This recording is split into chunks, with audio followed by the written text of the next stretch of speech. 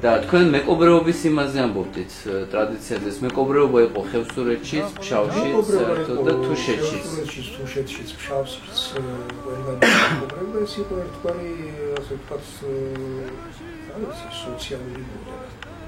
წესი ცხოვრებისა. რომ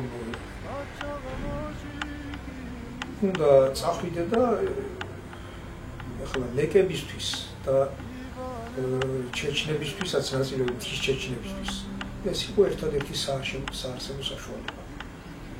ღარიბი და თუშები მშრომელი ხალხი იყო, მეცხვარეები იყო, სახნავსად ის იმისაც კარგად ომად ჰქონდათ და ბართან კავშირიც მტკიცებდა. ამიტომ თუშები თვითონ ეგრე ამბობდნენ ყოველ შემთხვევაში ჩვენ ჯავრზე გადავდიოდით. ჯავრზე იმას ნიშნავს, რომ იმათ რო გარეკეს ხო არ შეერჩება რა შეც უნდა გამოვიდა.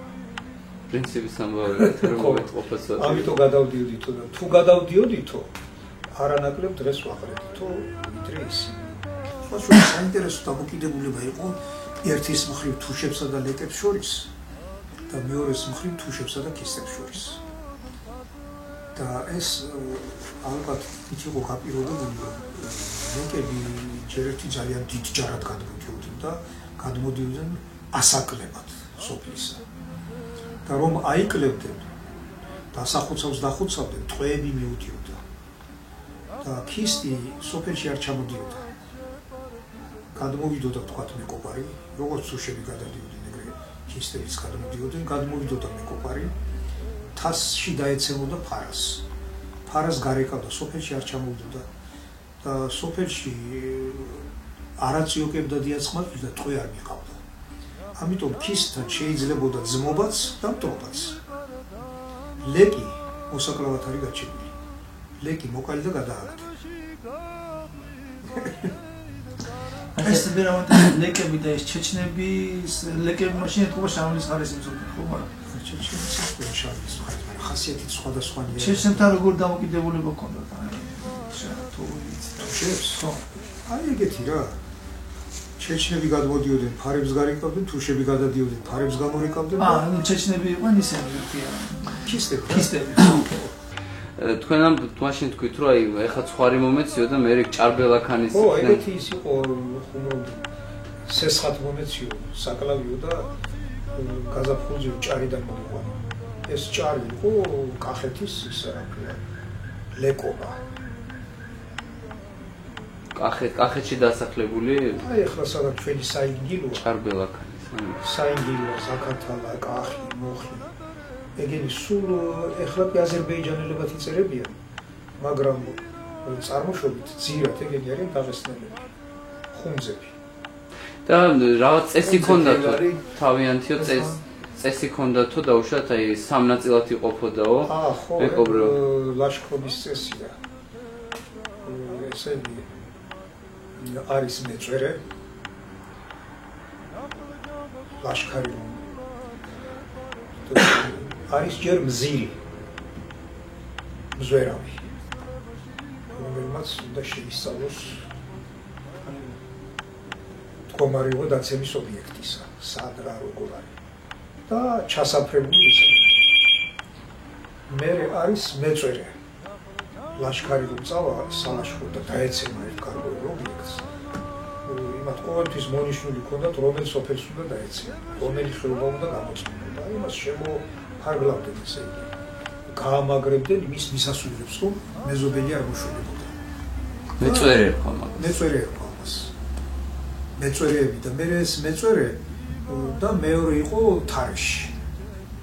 თარეში რომელმაც უნდა დაეცეს მესამე ობიექტს და გამორეკოს ის ნადავი ხო და თარეში რომ დაეცემოდა და ცხვარს აქონებს ცხენებს ჯოგს გამორეკავდა აი მეწვერეს ევალებოდა ერთი ის რომ მეზობელი არ მოშველებოდა და მეორე ის რომ ამის უკან დახევა დაეცვა ან რო გამოედონებოდნენ შემდგომ მდევარი უნდა ისე მდევარი უნდა გაეჩერებინა რომ ამათ მოესწროთ და ეს გადაერეკათ ან წაეღოთ ეს ამისთვის საშუალება მიეცა რომ გამოერეკა და ეხლა როცა გაჭირდებოდა ის თარეში ნაწილი რომ ამის მოერეკებოდა ნადავს ნაწილი რიგრიგობით მდევარს უბრუნდებოდა თალაობა გამიგონიათ დალაობა გამსმენია, მაგრამ არა. ეს არის სამგლოვიო ოძახი. სამგლოვია.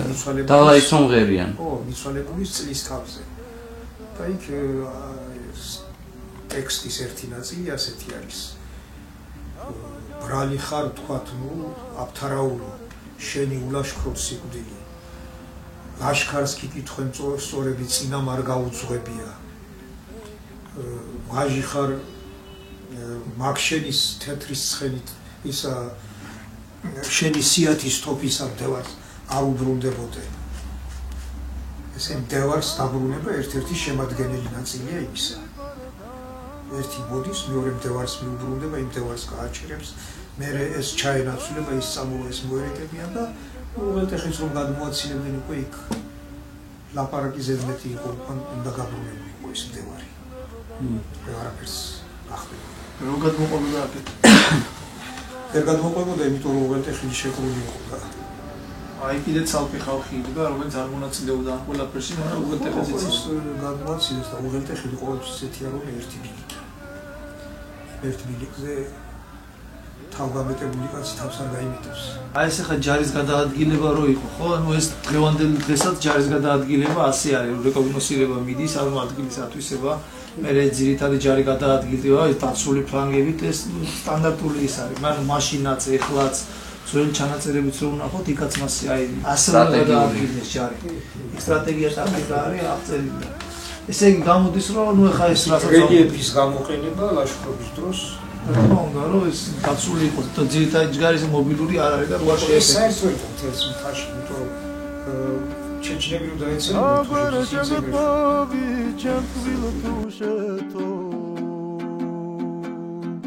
სამთრის პირ თეთრად აგპენტვით მაწვე